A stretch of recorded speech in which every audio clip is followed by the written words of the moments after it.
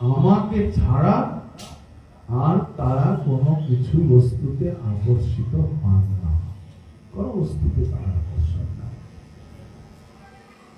আপনারা ভাগবতেও দেখবেন পৃথু মহারাজ আদি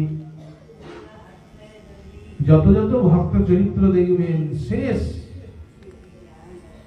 তারা প্রভু চরণাল বৃন্দ ছাড়া আর কিছু কামনা করেননি।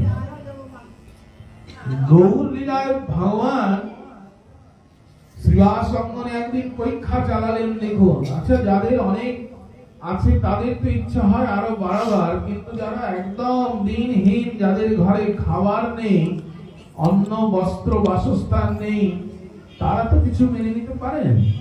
কিন্তু গৌর পরীক্ষা করেছেন। দেখুন, শ্রীবাস অঙ্গনায় যখন 7 প্রহরিয়া ভাব মহাপ্রভু এক এক জনের নাম ধরে ধরে দেখেছেন, এবং মহাপ্রভু সেদিন ঔদার্য দেখিয়েছেন।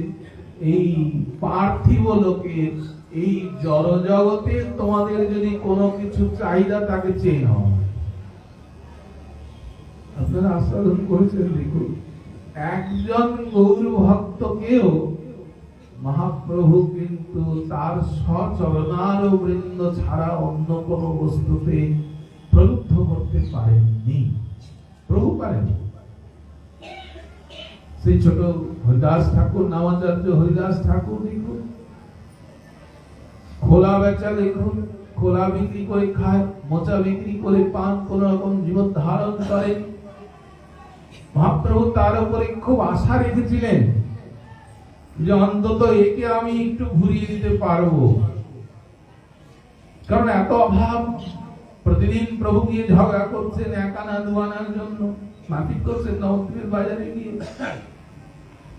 প্রভুর একটু আশা ছিল যে ওনাকে বোধহয় একটু ঐশ্বর্য দিয়ে চেয়ে নাও, কি চাইবে, বাড়ি গাড়ি বিষয় সম্পদ যা চাইবে আর তাই। কিন্তু একটু ভাগবতের একটু বলতে না, আমাকে ছাড়া আমার ভক্ত আর কোন বিষয়ে প্রলুব্ধ হন। প্রলুব্ধ করার চেষ্টা করলেও তিনি প্রলুব্ধিত হন। মহাপ্রভু দেখুন এইখানে এক এক ভক্তকে পরীক্ষা করেছেন, কিন্তু সবাই সচরণামৃত দিয়ে ধন্য করো এই অভিলাষী কামনা করেছে, এই অভিলাষী কামনা করেছে। আবার পুরী ধামে দেখুন, সেখানেও গৌর পরিকর যারা ছিলেন তারা মহাপ্রভুর চরণার বৃন্দ ছাড়া আর কোন কামনা